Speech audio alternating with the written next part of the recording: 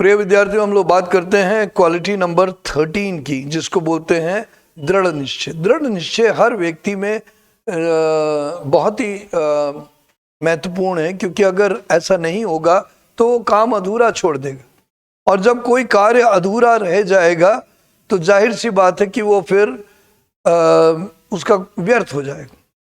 तो मेरी आपसे गुजारिश है कि इस क्वालिटी को अगर आप महसूस करेंगे तो आपने अपने बचपन काल में, बाल्यकाल में, अपने अन्य प्रकार के क्रीड़ा में खेलते समय आपने अन्य कोई भी दिलचस्पी वाले विषय पे कार्य किया होगा, तो आपने उसको पूर्ण करने की प्रयास किया होगा। जाहिर सी बात, अगर आप शिक्षा भी ले रहे हैं कक्षा में, तो आपने क्या किया होगा कि अपनी शिक्षा को पूरा किया होगा। आपको टीचरों ने बचपन में सिखाया होगा, माता पिता ने सिखाया होगा कि आप कार्य को पूरा करें और हिम्मत से करें। इस कार्य में एक तो होता है कि कार्य में बैठना, जैसे कि बचपन में हम लोग इधर उधर घूमते रहते, खेलते रहते, तो हमारे माता पिता हमें सिखाते हैं कि बैठो, ये काम पूरा करो, क्लास वर्क पूरा करो, होमवर्क पूरा करो। जो भी होता है, टीचर क्लास वर्क कराती है, होमवर्क पीछा माता पिता के सहयोग से होता है शुरुआत में। इसके बाद धीरे धीरे हमारी आदत बन जाती है और हम उस कार्य को पूरा करते हैं। तो कार्य पूरा करने से क्या होता है?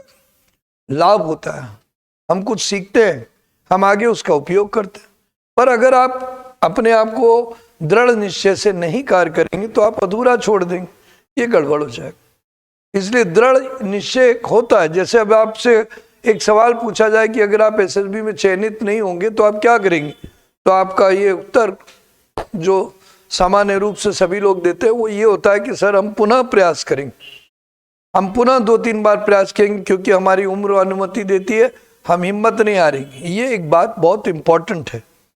आपको अगर याद हो, भले हम लोग घृणा करें, पर मोहम्मद गौरी ने कितनी बार भारत में आक्रमण किया, वो भी भले वो शत्रु है पर उसमें दृढ़ निश्चय था, तभी वो जीत गया और बाद में वो फाउंडर बना, संस्थापक बना, अपना शासनकाल उसने स्थापित किया।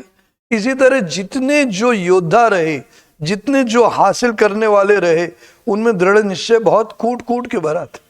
अब इसको एसएसबी के समझिए, एसएसबी में जब आप कहानी लिखते हैं और उसमें आपके पात्र में एक दृढ़ निश्चय होता है कि कोई बाधा है, इसके बावजूद वो अडिग रहा, लगा रहा, चाहे वो लड़की हो चाहे लड़का हो, और आपने दिखाया कि उसने उसको हासिल किया, क्योंकि ये आपके भूतकाल की अनुभव है, जो आपके अनुभव हैं, जो आपका पहले बचपन काल में जो आपने अनुभव किया है, उससे जुड़ी कोई कहानी आपने लिख दी।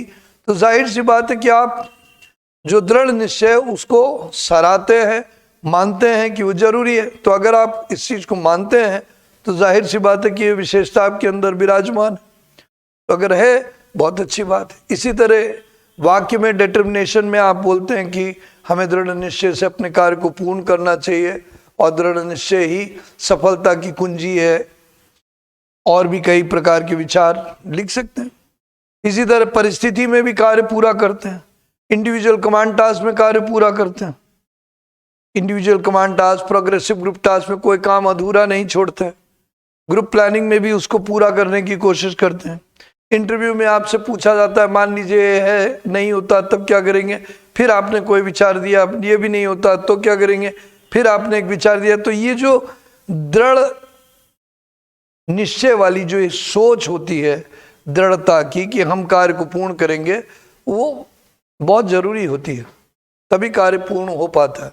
तो वो इस चीज को अध्ययन करेंगे। कॉन्फ्रेंस में भी कई बार आपसे पूछ लेते हैं कि अगर आप दिखे कि आप बहुत जल्दी हार जाते हैं, आपको सरेंडर नहीं करना है, आपको निरंतर प्रयास करना, और ये निरंतर प्रयास आपको सफलता देती।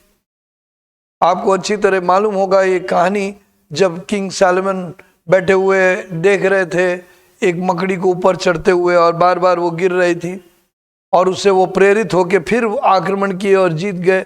तो ये निरंतरता, ये दृढ़ता नितांत आवश्यक है। तो उम्मीद है ये विशेषता आपको समझ में आई होगी। आप इस विशेषता जो आपके अंदर विराजमान पहले से है, इसको समझ सकेंगे, इसका अभिव्यक्ति कर सकेंगे और इसके आधार पे चयनित होंगे। उम्मीद है, मेरी शुभकामनाएं। धन्यवाद। जय हिंद।